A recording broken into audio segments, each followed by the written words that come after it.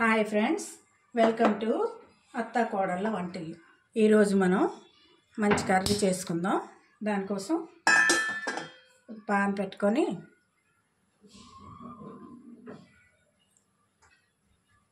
ఈ ప్యాన్లో ఆయిల్ వేసుకుందాం. ఆయిల్ ఒక 4-5 స్పూన్లు వేసుకోండి. 4 స్పూన్స్ అయితే సరిపోతుంది. దీంట్లోనే ఒక 3 నుంచి 4 వరకు ఆనియన్స్ ముక్కలుగా కోసుకోండి.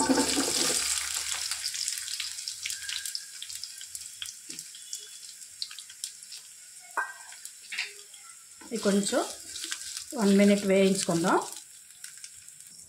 మనం ఈరోజు నెత్తళ్ళు పనస పిక్కల కాంబినేషన్లో మంచి కర్రీ చేసుకుందాం.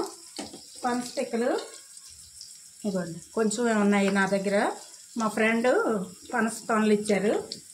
అవి ముక్కలు పిక్కలు ఉన్నాయి కదా అని అనుకునే లోపు ఈరోజు నెత్తల కర్రీ వండుతాను కదా, అందులో వేస్తే చాలా టేస్ట్ బాగుంటుందని వేస్తున్నాను. మీరు కొంచెం ఎక్కువ పిక్కలు ఉంటే ఎక్కువ వేసుకోండి, బాగానే ఉంటుంది. పనస పిక్కలు కొంచెమే కానీ వాటికి పని ఎక్కువే. ఆ పిక్కల్ని ఉడకబెట్టాను ముందు కుక్కర్లో. ఉడికిన తర్వాత అవి మనం వలాలంటే దాని మీదది జారుగా ఉంటుంది, చేతికి జారిపోతూనే ఉంటుంది.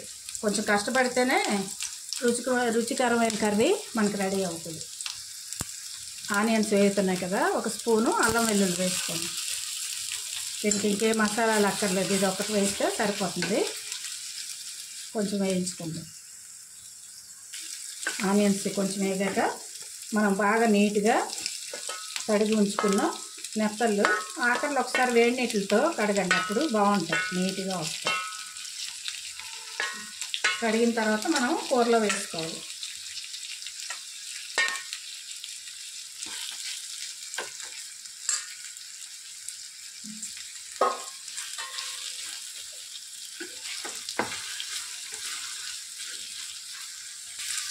వేస్తున్నప్పుడే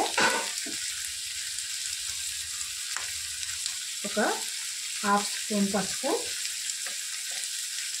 టేస్ట్ తగినంత కారం వేస్తాను. నేను 1 స్పూన్ వేస్తున్నాను, కొంచెమే కదా కర్రీ, సరిపోతుంది.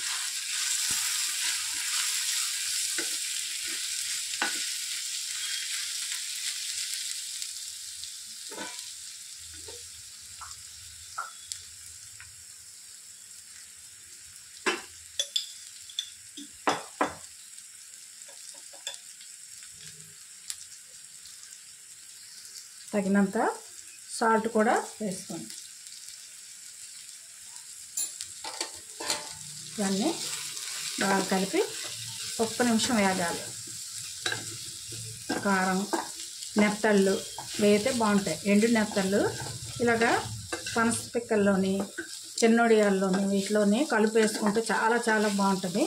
ఉల్లికాయలు చేసినప్పుడు ఉల్లికాయలు అన్నీ కూడా ఆ వీడియోలన్నీ మన ఛానల్లో ఉంటుంది, మన వీడియోల్లో చూడండి అవసరమైతే.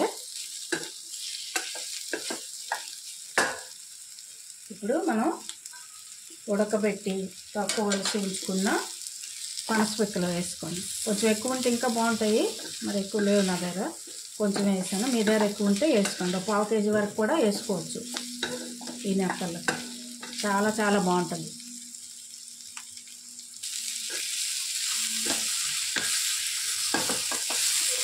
ఇంకా బాగా వేగాక వేడి నీళ్ళు కొంచెం మరగబెట్టి ఉంచుకొని వేయండి, బాగుంటుంది.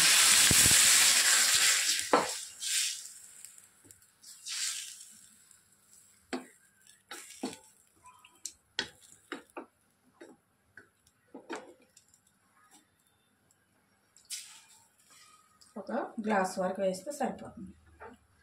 ఆ ములిగే వరకు వేసినా సరిపోతుంది. ఆల్రెడీ సాల్ట్ అన్నీ వేసాం కదా, ఇంకేం వేయక్కర్లేదు. దగ్గరికి అయ్యే వరకు మూత పెట్టుకొని ఉడికించుకోవాలి. వేడి నీళ్ళు వేయడం వల్ల చూసారా వెంటనే ఉడకడం స్టార్ట్ అవుతుంది. మీడియం నుండి సిమ్లో పెట్టుకోండి, అలా మూత పెట్టుకోండి.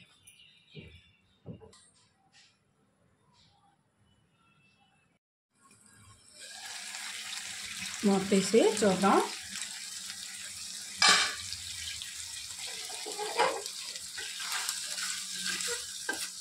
బాగా దగ్గరికి ఎగిరిపోవాలి. కూర రుచిగా ఉంటుంది.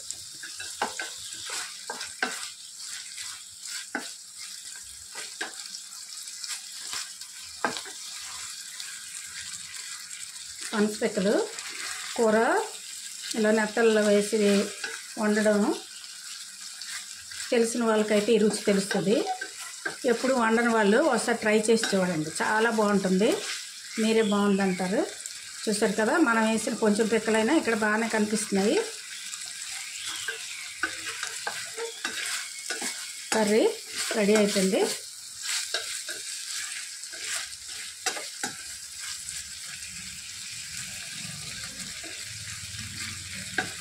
పొయ్యి ఆఫ్ చేసుకుందాం. ఓకే, పనసపిక్కలు ఎండు నెత్తళ్ళ కర్రీ రెడీ. ఈ వీడియో మీకు నచ్చినట్లయితే షేర్ చేయండి, లైక్ చేయండి. కొత్తగా చూసే వాళ్ళైతే సబ్స్క్రైబ్ చేసుకోండి. Okay, thank you for watching.